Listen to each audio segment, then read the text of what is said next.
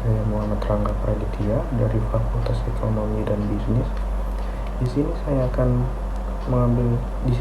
mengambil jurusan Manajemen S1.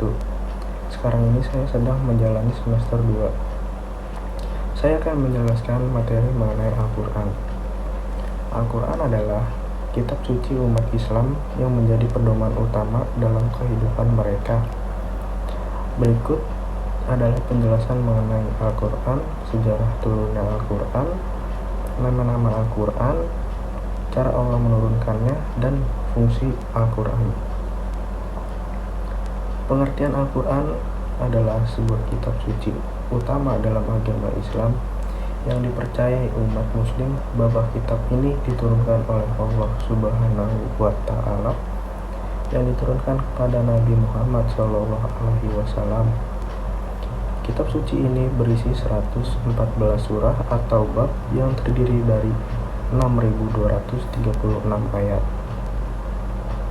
Umat Islam percaya bahwa Al-Quran difirmankan langsung oleh Allah kepada Nabi Muhammad melalui malaikat Jibril, berangsur-angsur selama 22 tahun, 2 bulan, dan 22 hari atau rata-rata selama 23 tahun.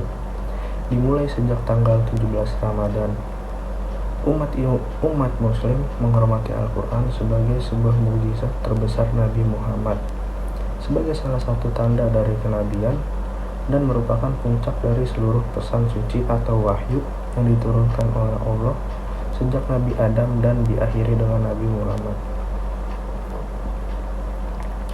Kata Quran disebutkan sebanyak 70 kali di dalam Al-Quran itu sendiri. Berikutnya, sejarah turun Al-Quran. Al-Quran dipercayai umat muslim sebagai kitab suci yang diwahyukan kepada Nabi Muhammad SAW melalui perantara malaikat Jibril. Proses penurunan Al-Quran berlangsung selama kurang lebih 23 tahun, dimulai pada tahun 610 Masehi ketika Nabi Muhammad SAW menerima wahyu pertama di Gua Hira dan berakhir pada tahun 632 Masehi, tahun wafatnya Nabi Muhammad SAW. Menurut sejarah, awal mula penurunan ayat-ayat Al-Quran dimulai ketika Nabi Muhammad SAW berusia 40 tahun dan sedang melakukan perenungan di Gua Hira.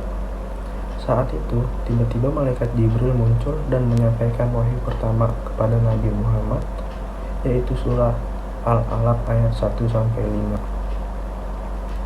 Selain itu, wahyu terus berlanjut dan disampaikan kepada Nabi Muhammad dalam bentuk ayat-ayat yang kemudian dituliskan oleh para sahabatnya.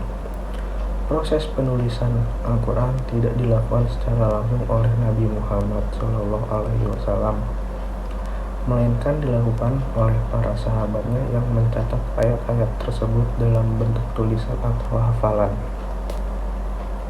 Setelah Nabi Muhammad SAW wafat, para sahabatnya mengumpulkan ayat-ayat Al-Quran yang tersebar di berbagai tempat dan menyusunnya menjadi satu kitab yang dikenal dengan Al-Quran. Proses penyusunan Al-Quran ini dilakukan oleh para sahabat Nabi Muhammad SAW yang terkenal dengan sebutan pengumpul Al-Quran atau jamaknya bisa dibilang jamaah. Di antaranya Abu Bakar, Umar bin Khattab, Utsman bin Affan, dan Ali bin Abi Thalib. Dalam proses penulisan dan penyusunan Al-Quran tersebut, para sahabat Nabi Muhammad SAW sangat menjaga keaslian dan keautentikan ayat-ayat Al-Quran. Oleh karena itu, Al-Quran yang kita baca dan amalkan hingga saat ini dipercayai sebagai teks yang sama persis dengan apa yang diturunkan kepada Nabi Muhammad SAW melalui perantara malaikat Jibril. Nama-nama Al-Quran juga memiliki beberapa nama, antara lain yang pertama Alkitab atau kitab yang paling mulia, yang kedua Al-Furqan yaitu pembeda antara yang benar dan salah, yang ketiga al-huda, yaitu petunjuk yang benar. Yang keempat, al-zikir, kitab yang penuh dengan pengingat. Yang kelima, al-sifa, penyembuh bagi orang yang mengambil pelajaran dari isi Al-Quran. Bagaimana cara Allah menurunkan Al-Quran? Allah menurunkan Al-Quran melalui perantara malaikat Jibril kepada Nabi Muhammad SAW dalam bentuk wahyu. Wahyu tersebut kemudian ditulis oleh para sahabat Nabi Muhammad SAW di atas berbagai media seperti kulit, kayu, batu, dan daun palem. Setelah Nabi Muhammad wafat, para sahabatnya mengumpulkan tulis-tulisan tersebut dan menyusunnya menjadi satu kitab yang disebut Al-Quran. Fungsi Al-Quran. Al-Quran juga memiliki beberapa fungsi, antara lain yang pertama, sebagai pedoman hidup umat Islam dalam menjalankan ibadah dan kehidupan sehari-hari. Yang kedua, sebagai sumber hukum bagi umat Islam. Yang ketiga, sebagai sumber pengetahuan tentang agama Islam. Yang keempat, sebagai sumber inspirasi dan motivasi dalam kehidupan sehari-hari. Yang kelima atau yang terakhir, sebagai pengingat bagi umat Islam untuk selalu mengingat Allah Subhanahu wa Ta'ala dan berusaha untuk selalu berbuat baik.